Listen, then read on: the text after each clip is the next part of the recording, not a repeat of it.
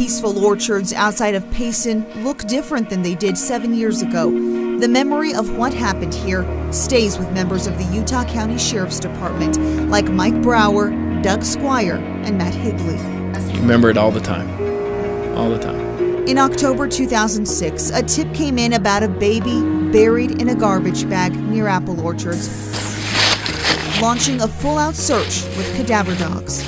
Basically grid searching orchards, walking up and down with lights. It was dark. We looked all over trying to find this baby, walked up and down these orchards for quite a bit. Of course, there was a lot of area, kind of like trying to find a needle in a haystack. The baby was 9-month-old Perla Hilary Reyes Lopez. Her parents, Valdemar Espino and Judith Lopez. Leads turned dry. Then, a break. Detectives tracked down a relative who cooperated, taking them straight to Perla's shallow grave. They started digging. Once we saw some black garbage plastic, we knew that baby was most likely in it. Sergeant Matt Higley remembers taking photographs of the somber crime scene. She did not look right when we pulled her out of the ground. Perla was buried in this orchard for about 8 days. Her body was wrapped in a white blanket. At the time, detectives didn't realize they'd spend years trying to solve this case or spend years trying to find Perla's parents. We couldn't find the parents. They were gone, had disappeared. Valdemar and Judith were living in Provo, but their apartment was empty. Detectives believe they quickly left. Forensic supervisor Doug Squire says blood matching Perla's was found in a bathroom and bedroom. There was cleaning fluids out, and that always raises a suspicion of what was cleaned and what wasn't. One day before Perla's discovery, the couple abandoned their truck at a Greyhound station. Valdemar and Judith boarded a bus with their 2 older daughters, heading south to Guadalajara, Mexico. It was frustrating because we couldn't get a lot of help from, family members or those who knew of the circumstances. The relative who knew information wasn't charged, but deported. Valdemar and Judith were charged with desecration of a human body, a warrant issued for their arrest.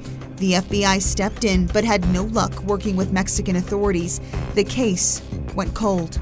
It went cold, but it remained active to us involved trying to locate that and locate where they were. To think that somebody would bury their infant child in a garbage bag in an orchard, it hits close to home to everyone. I mean, everyone that was involved. It was emotional. It was an emotional experience and sad. Perla's death remains a mystery. We went to her aunt and uncle's Payson home, hoping to find out more. No sabemos nada. Perla's uncle says his family hasn't talked with the girl's parents in years. ¿Cómo te sientes de todo eso? Pues mal. No sabemos ni cómo fue la muerte de ella, la mía, no sabemos nada. He says Perla is buried at the Payson City Cemetery. A plot was donated to bury her, but they couldn't afford a headstone. Perla's final grave is an unmarked piece of grass. I think every one of us that worked on that case will always remember this. Questions of what happened to Perla and why haunt investigators. They believe relatives or friends in Utah County are their last hope to finding her parents. I think that's the key to the case, is the parents. Somebody knows, they just haven't come forward yet. That's why they'll never give up. We owe it to Perla to find out. We owe it to her. We owe it to the rest of the family. We owe it to the public. For us, the driving factor is being there, being part of that process, seeing an infant buried in a garbage bag in the orchard.